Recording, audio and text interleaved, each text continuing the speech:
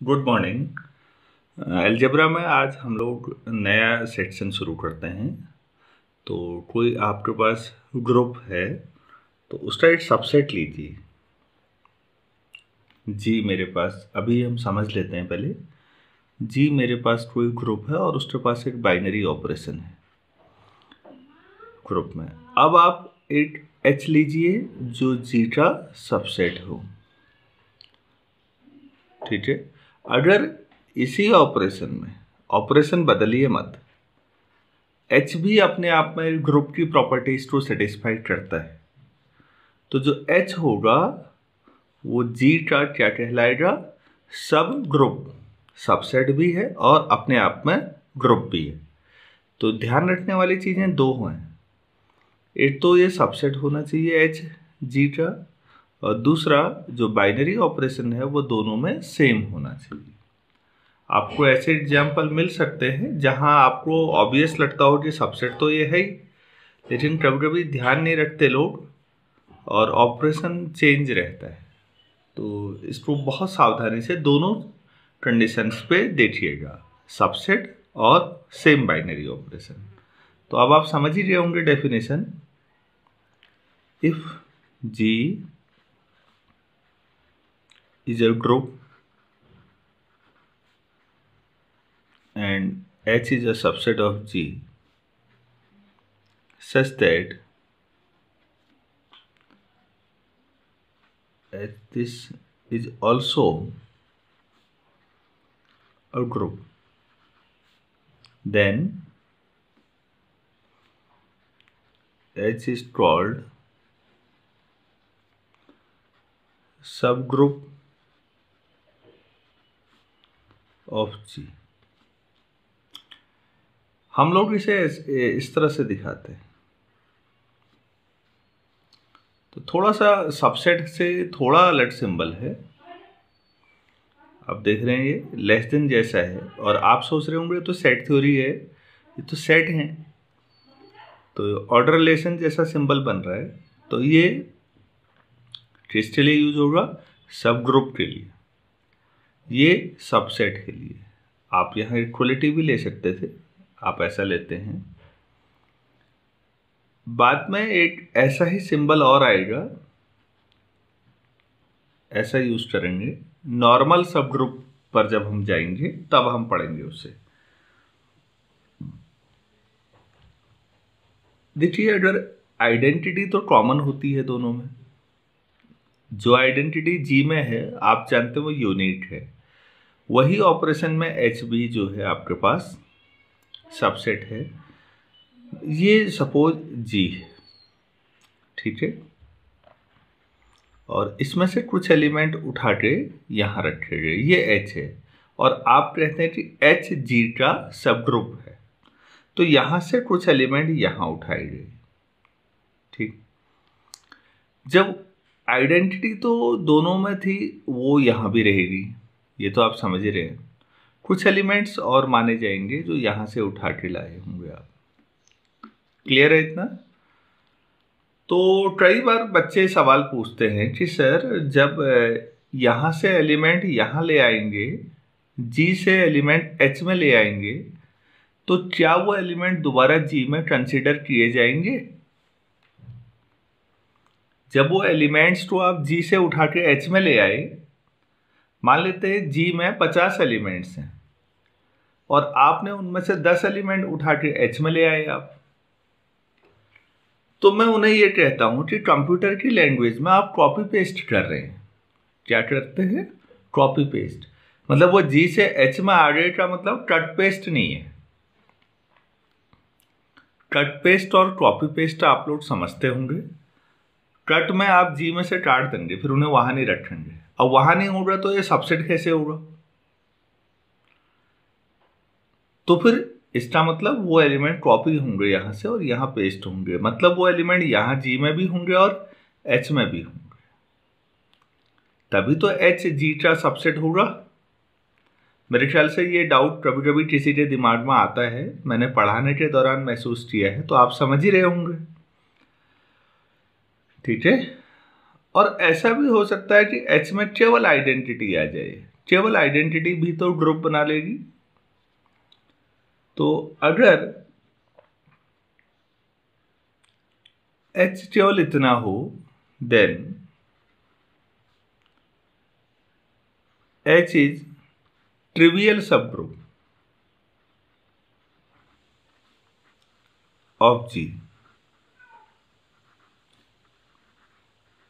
क्योंकि आइडेंटिटी तो हमेशा ही है, इसमें तो कोई दिक्कत ही नहीं है। अगर केवल आप सबसेट में केवल आइडेंटिटी कहते हैं सेम ऑपरेशन के साथ, ये तो हमेशा ग्रुप होगा, इसमें कौन सी खास बात है। इसके अलावा होना चाहिए तो all other subgroups, all other subgroups of G are called non trivial. Trivial का मतलब होता है जो सबसे कम महत्वपूर्ण हो, लीस्ट इंपोर्टेंट। तो नॉन ट्रिवियल मतलब कुछ इंपोर्टेंस होगी। तो बेसिकली हम उन्हें पढ़ते हैं जो ऑब्वियस ना हो बल्कि जिसमें कुछ सोचना पड़ा।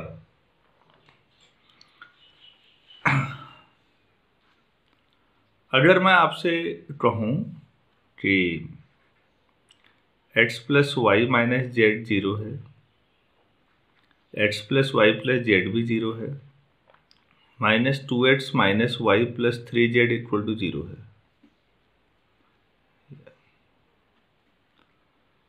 तो आप कहेंगे कि सर एक्स वाई जेड 0 रख दीजिए, ये तो सॉल्यूशन है ही। बिल्कुल है, एक्स वाई जेड 0 रखेंगे तो ये सॉल्यूशन तो है ही, ये तो होमोजीनियस लीनियर इक्वेशन है। तो ओरिजिन तो इनका सॉल्यूशन हमेशा ही है। ये linear equation x y z में है तो जाहिर सी बात है प्लेन को रिप्रेजेंट कर रही है, तीनों प्लेन ओरिजिन से पास हो रहे हैं, तो ओरिजिन तो सॉल्यूशन है ही। बात यह है कि क्या इनके अलावा भी कोई और सॉल्यूशन होगा। ओरिजिन तो होमोजीनियस में हमेशा ही सॉल्यूशन होता है। होमोजीनियस लीनियर इक्वेशन आप जब भी पढ़ते हैं तो ओरिजिन सॉल्यूशन हमेशा है। तो जब हम जो चीज़ हमेशा है वो सबको पता होती है तो उसमें कोई खास बात नहीं होती, तो उसे ट्रिवियल सॉल्यूशन बोलते हैं। अगर x 0 y 0 z 0 इसका आप सॉल्यूशन बताते हैं तो ये क्या हुआ, ट्रिवियल सॉल्यूशन, मतलब ये लीस्ट इंपॉर्टेंट चीज़ है। आपको तो ये बताना कोई खास बात बताइए, इसके अलावा आप सॉल्यूशन बता सकते हैं या नहीं। तो सारी मेहनत ये ढूंढने पे होती है, इसीलिए हम लोग लीनियर अलजेब्रा में इसे आगे चीज़ों को पढ़ते हैं, समझते हैं। आपने भी पढ़ा होगा। उम्मीद है आपको ट्रिवियल और नॉन ट्रिवियल समझ में आ रहा होगा, जिसमें कोई खास इंपॉर्टेंस नहीं। अब हम कुछ एग्जाम्पल्स देखते हैं। मान लेते हैं जी आपके पास 1 -1 i और -i है, और ऑपरेशन मल्टीप्लिकेशन है ऑर्डिनरी, ये आप जानते ही हैं। और जो h है वो 1 -1 ले लिया, सेम ऑपरेशन।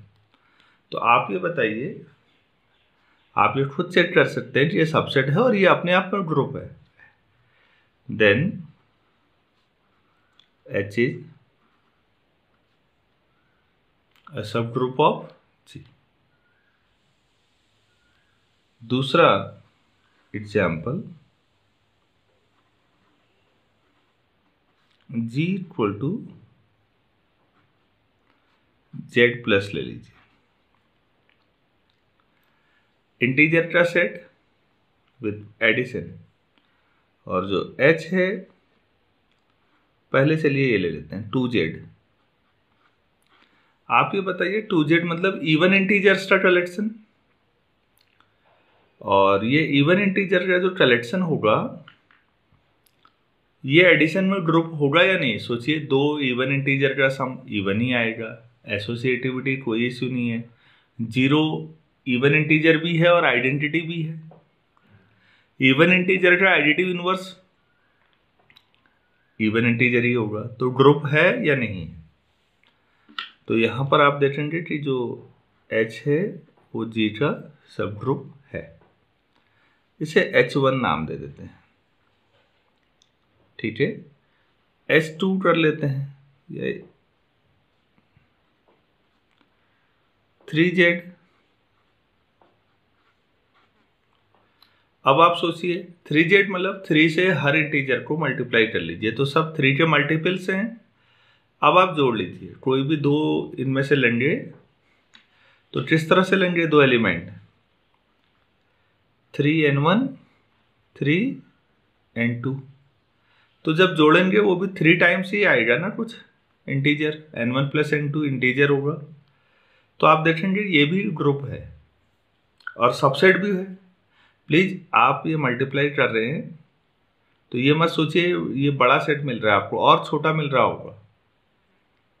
अगर आपके पास Z में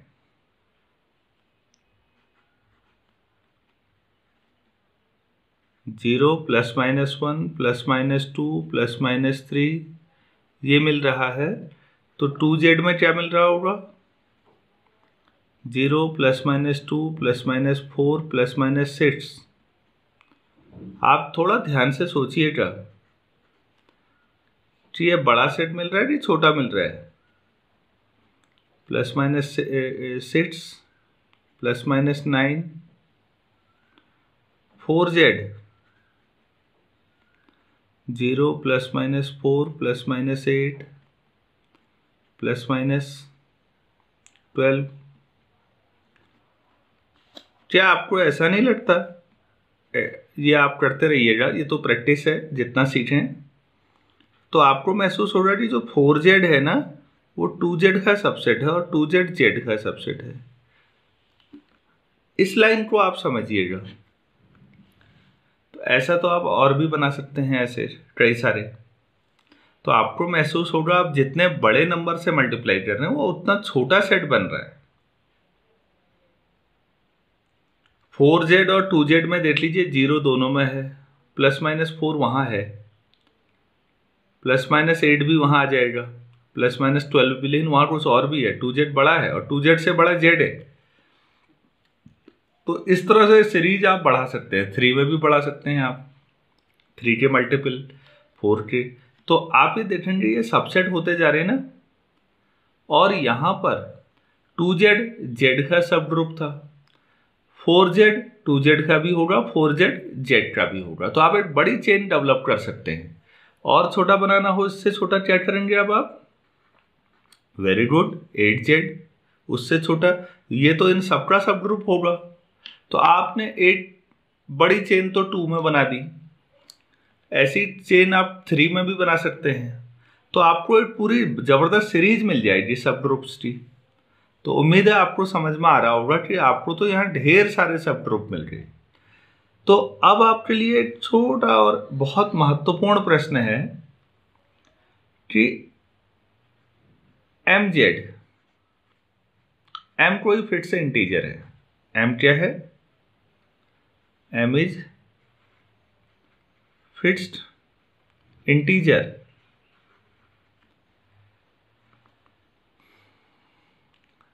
क्लियर है, ये आपके पास सेट है,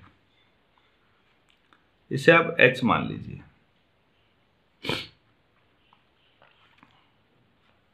तो आपको ये प्रूफ करना है,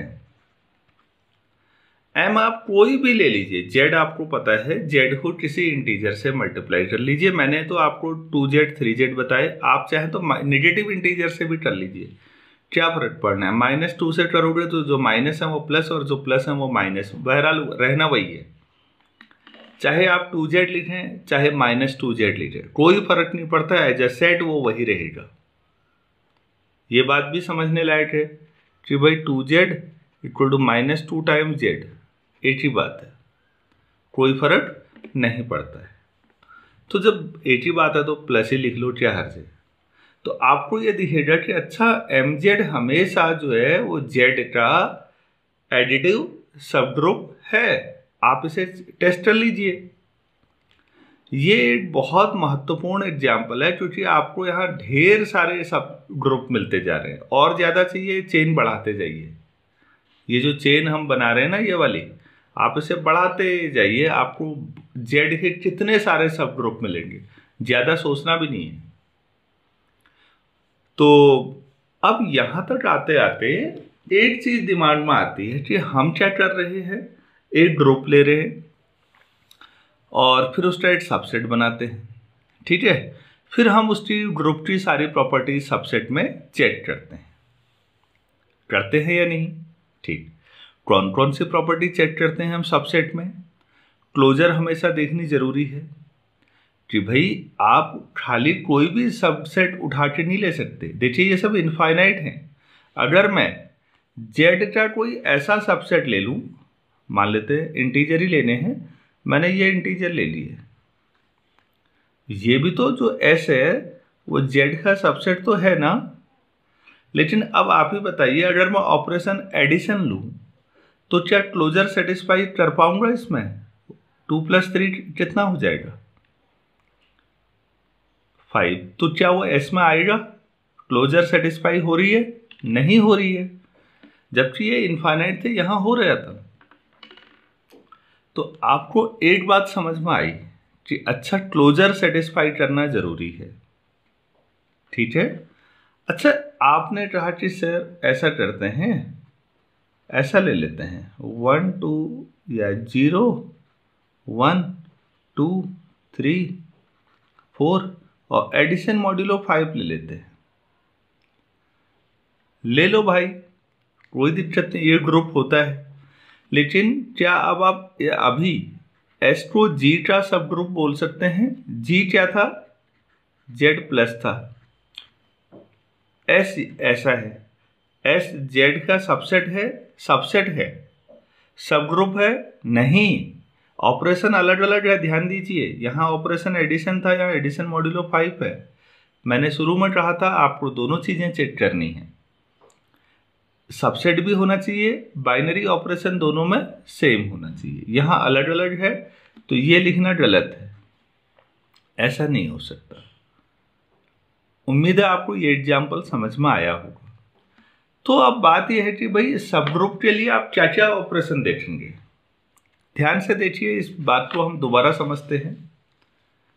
यहाँ के एग्जाम्पल, इससे कुछ एलिमेंट्स जी से एच में ले आए आप, ठीक। तो आपको सबसे पहले क्लोजर देखना होता है एच में, ठीक हो गया। एसोसिएटिविटी चेक करने की कोई जरूरत नहीं है, क्यों? जी के सारे एलिमेंट्स आपस में एसोसिएटिव है, अच्छी बात है।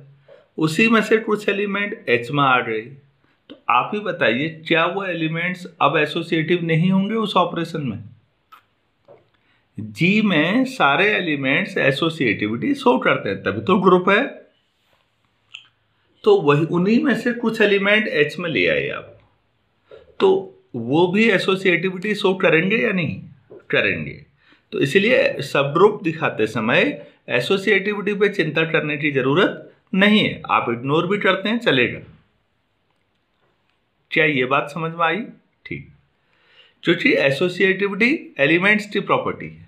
किसकी प्रॉपर्टी है? एलिमेंट्स की। आप सेट की प्रॉपर्टी देखना चाहते हैं, यहाँ एच एज ए सेट है, तो आपको एच में क्या देखनी होती है? केवल क्लोजर। आपको ये देखना होता है आइडेंटिटी, वहां से यहाँ आप लेके आए या नहीं लाए, और जितने एलिमेंट्स आप एच में लेके आए क्या हर एक का इनवर्स भी लेके आए या नहीं, या पता लगा एलिमेंट तो आ गए और इनवर्स जी में ही छूटे। तो आपको 3 चीजें देखनी होती हैं। उम्मीद है आपको अच्छी तरह समझ में आ रहा होगा। क्लोजर, आइडेंटिटी, और जितने एलिमेंट एच में है हर एक का इनवर्स। अगर इतना आ गया तो एच जो होगा उसी ऑपरेशन में जी का सब ग्रुप हो जाएगा। क्लियर है इतना? ठीक। लेकिन मैथमेटिशियंस हमेशा और कॉम्पैक्ट रिजल्ट चाहते हैं। कॉम्पैक्ट मतलब और छोटा, इतना भी क्यों करें? ऐसा नहीं हो सकता कोई ऐसी थ्योरम बनाई जाए कि बस एक टेस्ट हो सिंपल 8 लाइन का, वो टेस्ट चेक कर दे, वो हो जाए तो समझ लो ग्रुप हो जाए। कहाँ 3 प्रॉपर्टी चेक करें? आप ये भी कह सकते हैं लाइट मोड में कि मैथमेटिशियन बड़े आलसी होते हैं, वो उतना भी नहीं करना चाहते, और छोटा सा, मतलब केवल एक सिंगल 1 लाइन का टेस्ट होता, उसे चेक करते ही समझ जाते कि एच जो है जी का सब ग्रुप होगा या नहीं होगा। तो आपका सोचना बिल्कुल सही है। ऐसी एक बहुत इंपॉर्टेंट थ्योरम मैथमेटिशियंस ने डेवलप कर रखी है कि एच जीटा सब ग्रुप होगा तो ये वन लाइन की कंडीशन सेटिस्फाई हो जाए। तो चलिए हम नेक्स्ट पेज पे अब उस थ्योरम को स्टडी करते हैं, और ये बहुत इंपॉर्टेंट थ्योरम है। तो आप इसे देखिए, the necessary and sufficient condition for a subset H of a group G to be a subgroup of G is AB inverse belongs to H for every AB belongs to H। अगर कोई G का subset है, subset H, G तो group है by the way, और H उसी binary operation में ये प्रॉपर्टी सेटिस्फाई करता है कि कोई भी A और B में H है तो AB इनवर्स भी H में ही है। तो ये इतना पर्याप्त है ये बताने के लिए कि H भी G का सबग्रुप होगा, और अगर H G का सबग्रुप है तो उसके लिए ये नेसेसरी है कि वो इस कंडीशन को सेटिस्फाई करे। सबग्रुप है तो ये नेसेसरी कंडीशन है, और अगर H इस कंडीशन को सेटिस्फाई करता है तो इतना ही पर्याप्त है, सफिशिएंट है ये बताने के लिए कि H is subgroup of G। तो ये एक इसीलिए फंडामेंटल है, आप लोग इसे ध्यान से इसलिए समझें क्योंकि हमें फ्यूचर में रिंग थ्योरी पढ़नी है। रिंग थ्योरी में रिंग होगी तो सब रिंग भी होगी, फील्ड होगा तो सब फील्ड भी होगा, जैसे ग्रुप है तो सब ग्रुप है। फिर आप लीनियर अलजेब्रा इन फ्यूचर जब भी पढ़ेंगे तो वेक्टर स्पेस पढ़ेंगे तो सब स्पेस भी पढ़ेंगे। उतनी सारी जगहों पर जहाँ पर सब स्पेस होगा, सब फील्ड होगा, सब रिंग होगा, आपके लिए ये थ्योरम फाउंडेशन का काम करेगी। अगर आपको ये थ्योरम समझ में आ गई तो आप वहाँ भी बहुत इजीली वे में सारी थ्योरम प्रूफ कर लेंगे। तो एक बार थोड़ा सा इन्वेस्टमेंट करिए, थोड़ा ध्यान लगाइए, समय लगाइए, आपको आगे अपने आप क्लियर होता जाएगा। ग्रुप थ्योरी का अगर जितना मैं पढ़ा रहा हूँ आप ये पूरा सिंसियरली फॉलो करते हैं तो रिंग थ्योरी में आपकी मेहनत बहुत कम हो जानी है, आपको मेजॉरिटी चीज़ें खुद ही समझ में आ जानी है, और ये आउटपुट आपको फ़ायदा मिलता है जब आप लीनियर अलजेब्रा पढ़ रहे होते हैं। क्यों? आप होमोमॉर्फिज्म पढ़ेंगे, अभी एक चैप्टर आगे आएगा, पूरा homomorphism group homomorphism ring homomorphism में कन्वर्ट हो जाएगा। वही होमोमॉर्फिज्म आप लीनियर अलजेब्रा में पढ़ेंगे, यही सब स्पेस की कंडीशन, सब ग्रुप की कंडीशन एक जैसी होंगी। तब मैं कह रहा हूँ आपको बहुत सारी जगह फायदा मिलने वाला है। प्लीज थोड़ा सा पेशेंस रखिए और इसे सीखिए।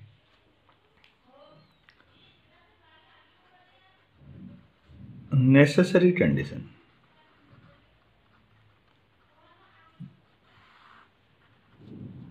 Late H is a subgroup of G। तो हम मान रहे बाइनरी ऑपरेशन सेम ही होगा, तभी सब ग्रुप की बात आ रही है। This implies H itself is a group। H खुद में एक ग्रुप है, ठीक है। Let B belongs to H, तो फिर B इनवर्स बिलोंग्स टू भी H होगा, क्योंकि ग्रुप है, हर एक का इनवर्स तो होता ही है। तो फिर अगर A और B इनवर्स H में है तो क्लोजर से AB इनवर्स भी H में होगा by closure, and this is the proof. हो गया भाई। अगर सब ग्रुप है तो पर्याप्त है, नहीं सॉरी, तो उसके लिए नेसेसरी है कि वो इस कंडीशन को शो करे। हो गया, बहुत ही ट्रिवियल प्रूफ था नेसेसरी में। अब आप यही थ्योरम जब रिंग में पढ़े या लीनियर अलजेब्रा में, वहां भी देखेंगे कि नेसेसरी तो हमेशा ही ट्रिवियल हो रही है। आप तो एक्चुअल में ढूंढ ही सफिशिएंट रहे थे ना अभी, तो सफिशिएंट कंडीशन।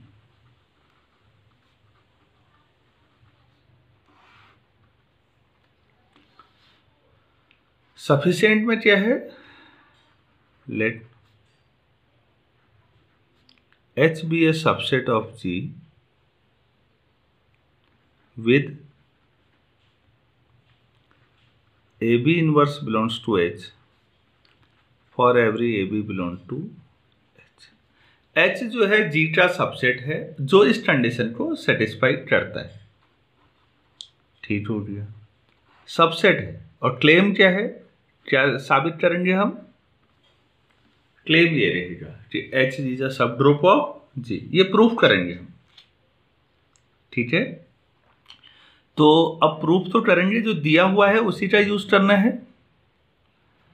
अब यहां पर एक चीज देखिए, चलिए तो हम क्या करेंगे, मैंने आपसे कहा था सब ग्रुप दिखाने के लिए आपको क्या क्या दिखाना है, closure, existence of identity, existence of inverse of each element, आपको 3 दिखाना है। एसोसिएटिविटी शो करने की जरूरत नहीं है, तो वो तीनों आप दिखा दीजिए कि इसकी वजह से वो तीनों सेटिस्फाई होती हैं, बस हो गया।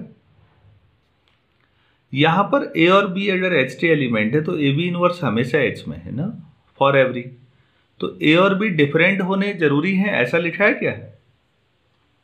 नहीं लिखा है, आप समझ रहे हैं? ऐसा तो नहीं लिखा कि ए और बी मस्ट बी डिफरेंट, तो इसका मतलब ए कॉमा ए बी लिखे तब भी यह रिलेशनशिप होनी चाहिए। तो हम यही देखते हैं सबसे पहले, if A comma A belongs to H, तो फिर जो कंडीशन दे रखी है उससे क्या हो जाना चाहिए, ए इनवर्स भी एच में ही होना चाहिए। ए इनवर्स मतलब आइडेंटिटी एच में। अरे वाह, that is identity exist in H. तो आइडेंटिटी है भाई इसमें, आपको समझ में आया? अच्छा, अब इनवर्स देखते हैं। इफ ए कॉमा ई अगर आप मानते हैं कि एच में है, आप ए और बी चीजों ए और ई भी तो ले सकते हैं, अब ई भी तो है इसमें, तो ए और ई अगर आपने एच में लिया तो ऐसा होना चाहिए ना। तो मैं ई को पहले लिख लेता हूं, अगर आप समझ रहे होंगे तो ई ए इनवर्स कोई फर्क नहीं पड़ता, ई कॉमा ए लिख लीजिए, उससे क्या होना है। तो ई कॉमा ए इनवर्स भी किस में होना चाहिए, एच में होना चाहिए। आइडेंटिटी से तो किसी को भी मल्टीप्लाई करिए वो वही रहेगा, क्या रहेगा, A inverse belongs to H. So A belongs to H आपने लिया था और आपने आइडेंटिटी की मदद से क्या दिखा दिया, A inverse belongs to H. That, तो फिर एच में अगर कोई एलिमेंट है तो उसका इनवर्स भी है, आपने ये भी दिखा दिया। That is inverse of each element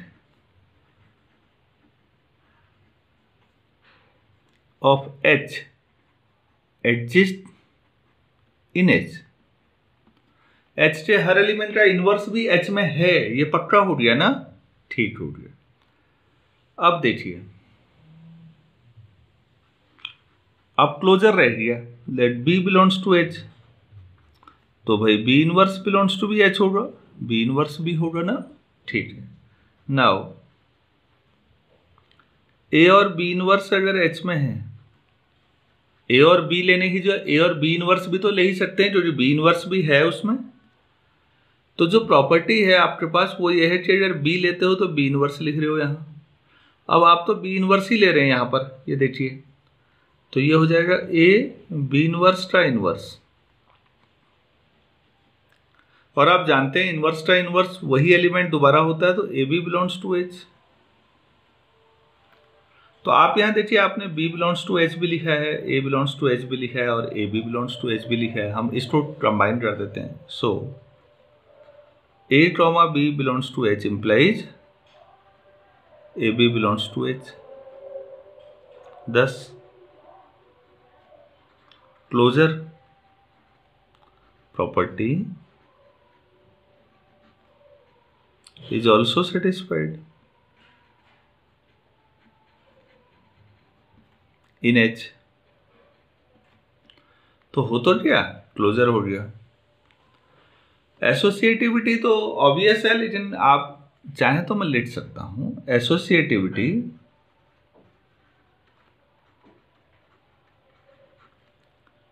is obviously satisfied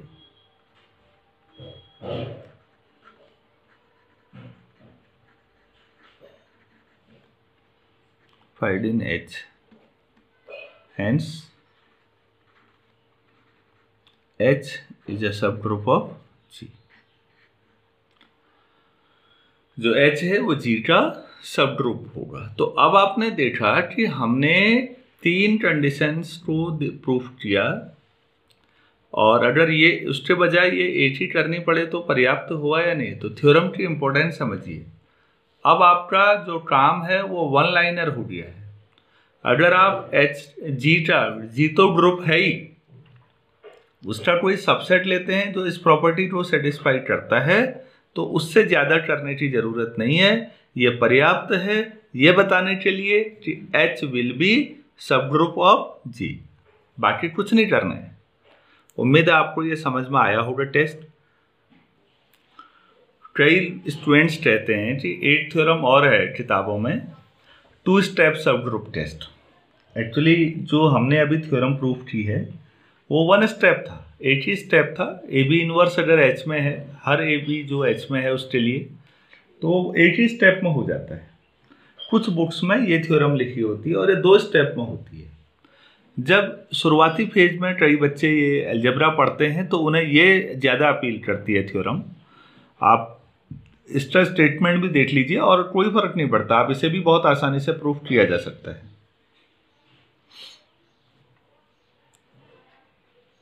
the necessary and sufficient condition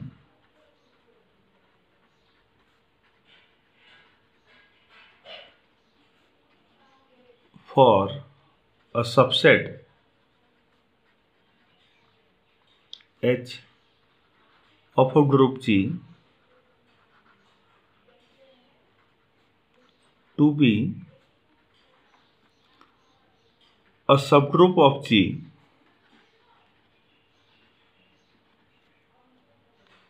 is R, sorry अब तो 2 स्टेप हैं। पहला, a b belongs to H for every a b belongs to H।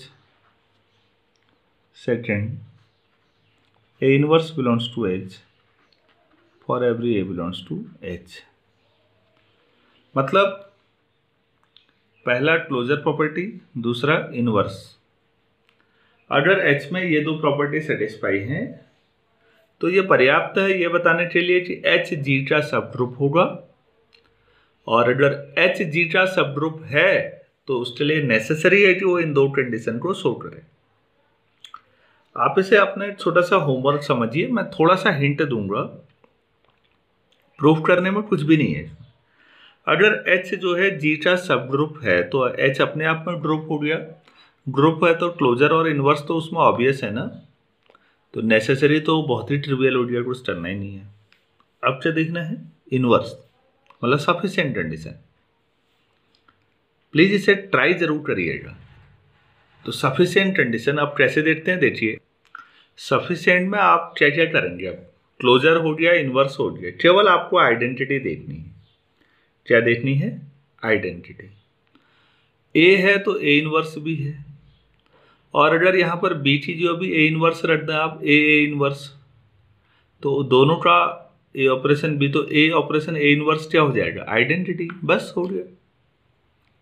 B की जगह A inverse भी तो हो सकता है H में ये, तो बी की जो ए इनवर्स रख दीजिए, तो ए ऑपरेशन ए इनवर्स क्या होता है, आइडेंटिटी, तो H में आइडेंटिटी हो जाएगी। बाकी 2 तो हो ही गए हैं।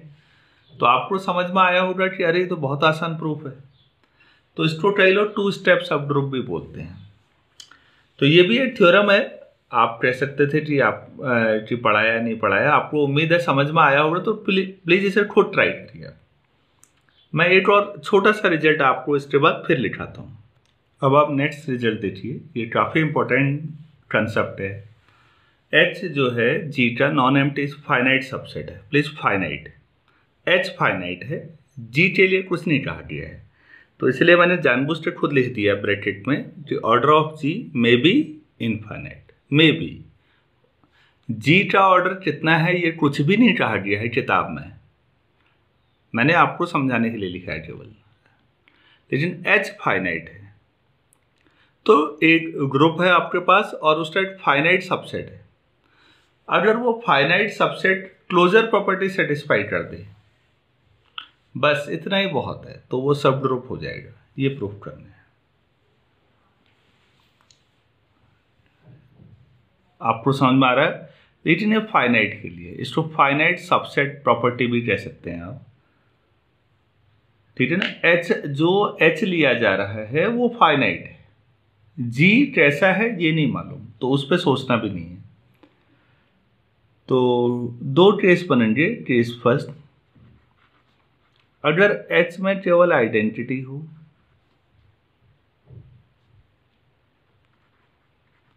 तो ये ऑब्वियस है, ये फाइनाइट सबसेट है या नहीं, सिंगलटन है, फाइनाइट ही, एक ही तो एलिमेंट है।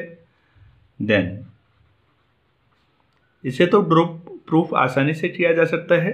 देन ऑब्वियसली एच इज, ये सबसेट है, ये तो अब प्रूफ होगा। देन ऑब्वियसली एच इज सब ग्रुप ऑफ जी। उम्मीद है आप इसे आसानी से दिखा देंगे, इसमें कुछ भी नहीं है करने के लिए ऐसा। दूसरा, if A belongs to H and A is not equal to identity, मतलब आइडेंटिटी होगी H में, वो तो ग्रुप प्रूफ करना है आपने, तो होना ही है उसमें, लेकिन आप कह रहे हैं कि कोई A भी है जो आइडेंटिटी के अलावा है। क्लियर है? देखिए आप ये मत सोचिए कि इस बार अब आइडेंटिटी नहीं है H में, बिना आइडेंटिटी के ग्रुप कैसे सोच सकते हैं आप, वो तो होगा ही। मान लेते हैं उसके अलावा आपने कहा कि ए भी कोई एलिमेंट है एच में और वो आइडेंटिटी से अलग है। क्लियर है? तो by closure property a square A cube, ये सब एच में होंगे। फिर एच इज क्लोज्ड है, आप कह रहे ना if H is closed then this, तो बाय क्लोजर प्रॉपर्टी ये सब एच में होंगे। और आप कह रहे हैं एच फाइनाइट है, एच इज फाइनाइट, तो फिर आपको एलिमेंट्स जो ए से डेवलप हो रहे हैं ये तो इनफाइनाइट हो जाएंगे, वरना तो हमने कल भी ये थ्योरम में कुछ चीज़ें की थी। तो 8 दौर के बाद एलिमेंट्स रिपीट होने शुरू हो जाएंगे। So, after some power, elements will start to be repeated. तो मान लेते हैं कि जो डिस्टिंक्ट एलिमेंट हैं, लेट एच मान लेते हैं, फिर ऐसा है A square A cube A to the power M, तक मान लेते हैं, बी ओनली डिस्टिंक्ट टर्म्स,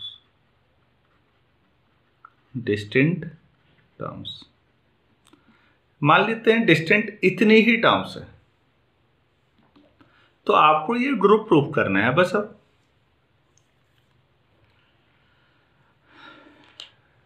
ये समझ में आ रहा होगा। आपने ये कहा कि एच क्लोज्ड है, तो फिर ए ऑपरेशन ए, फिर उससे आगे करते रहिए, ये सब एच में ही होंगे, ये तो इनफाइनाइटली चले जाएगा। और आपने शुरू में लिया है कि एच क्या है, फाइनाइट है, तो एच फाइनाइट है, तो अब इसे ग्रुप प्रूफ करना है। और अगर आप थोड़ा सा भी सोचें, इसे आप कर सकते हैं और ये आइडेंटिटी का काम करेगा। एक्चुअली एलिमेंट का ऑर्डर वाला मामला हो रहा है, एलिमेंट का ऑर्डर एम होगा, तो जितना ऑर्डर है उतना ही कलेक्शन ग्रुप बना देगा। क्या करें, ध्यान से देखिएगा। हमने एलिमेंट का ऑर्डर पढ़ लिया था, तो एक एलिमेंट है ए स्क्वायर ए क्यूब करते रहिए, मान लीजिए एम ऑर्डर है, तो ये क्या दे देगा, आइडेंटिटी दे देगा आपको। और आप ये देखेंगे कि ये सारे एलिमेंट्स आपस में ग्रुप फॉर्म करते हैं। तो ये आपके लिए छोटा सा होमवर्क है कि इसे ग्रुप कैसे प्रूफ करें, और अगर इसे कर लेते हैं तो हो गया। आपको ये दिखाना है हर एक का इन्वर्स इसमें क्लोजर हो चुका है, आइडेंटिटी ये आएगी, क्योंकि अगर ये नहीं आ रहा है तो ये नए नए बनते जाएंगे, फिर ये फाइनाइट हो ही नहीं सकता। तो फिर अब क्या रह गया, आपको केवल ये दिखाना है हर एक का इन्वर्स इसी में है। तो अगर आप nth रूट्स ऑफ यूनिटी या क्यूब रूट्स ऑफ यूनिटी मैंने शुरू में पढ़ाया था, आप सोचिए omega, omega square, omega to the power n, तो अगर omega to the power r आपके पास है तो omega to the power n minus r उसका इन्वर्स हो रहा था। एग्जैक्टली यहां भी यही होगा, a to the power r तो a to the power m minus r inverse आ जाएगा। तो हर एलिमेंट का इसमें इन्वर्स है, क्लोजर ये था ही, आइडेंटिटी इसमें मिलनी है, आइडेंटिटी नहीं मिलती है तो ये सब डिस्टिंक्ट हो जाएंगे, फिर H फाइनाइट ही नहीं रहेगा। बस 3 प्रॉपर्टी हो गई, H सब ग्रुप हो गया। तो प्लीज ये याद रखिएगा, अगर फाइनाइट आपके पास कोई ग्रुप का सबसेट है तो केवल और केवल क्लोजर देखिए, बस हो गया अपने आप। उम्मीद है आपको ये समझ में आ रहा होगा। कुछ और एग्जाम्पल एक दो देखते हैं। ग्रुप सब ग्रुप के बहुत सारे एग्जाम्पल हमने स्टडी करने हैं, वो जरूरी है होमोमॉर्फिज्म की स्टडी के लिए। तो मैं एक एग्जाम्पल यहां पर ले रहा हूं, और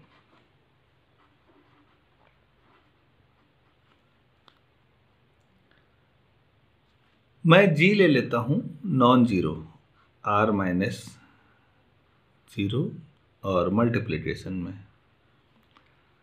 जीरो में ही दिक्कत है मल्टीप्लिकेशन में, और तो कोई दिक्कत नहीं है। और ऑपरेशन क्या ले लिया, मल्टीप्लिकेशन। तो G आपके पास एक ग्रुप है या नहीं है, सारे non zero real number multiplication में। और H ले लिया आपने, कुछ एलिमेंट्स उठाए G से such that H is irrational. X जो है या तो 1 है, तो 1 इसलिए कि 1 होगा तब तो आइडेंटिटी आ जाएगी आपके पास, और बाकी सब क्या है X 1 के अलावा। अब 1 इर्रेशनल में शामिल नहीं था इसलिए अलग से लिखना पड़ा।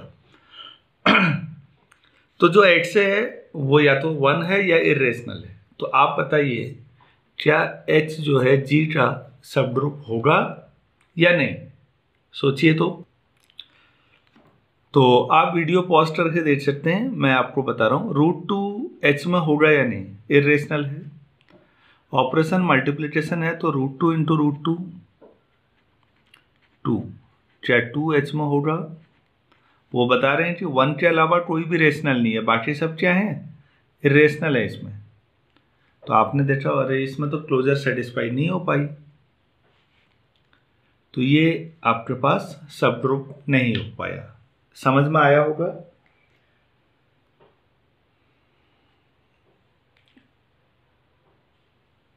आप कोई ऐसा ले लेते हैं, H1 ले लेते हैं दूसरा,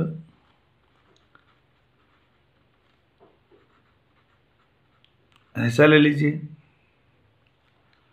वो सारे रियल नंबर जो 1 से बड़े हैं, 1 या 1 से बड़े हैं, 1 है तो आइडेंटिटी भी है, और 1 से बड़े ले लीजिए आप सारे। अब बताइए क्या ये सब ग्रुप होगा, सोचिए।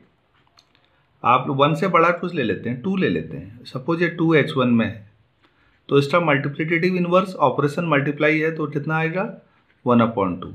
क्या 1/2 H1 में होगा, नहीं होगा, क्योंकि आपने कहा 1 या उससे बड़े लेने हैं। तो उम्मीद है आपको समझ में आया होगा कि ये सब ग्रुप नहीं हो रहा है। तो सब ग्रुप्स पे आज मुझे लगता है इतना काफ़ी है। कल हम इसकी कुछ थ्योरम्स और करेंगे। हम इस पे बात कर सकते हैं कि सब ग्रुप कौन कौन हो सकता है, कितने सब ग्रुप हो सकते हैं, क्या हम अभी कैलकुलेट कर सकते हैं या नहीं, क्या अगर 2 सब ग्रुप हैं उनमें कुछ ऐसी प्रॉपर्टी है जो कॉमन आ सकती है। तो कल हम इस पे नेक्स्ट लेक्चर में बात करेंगे। Thank you.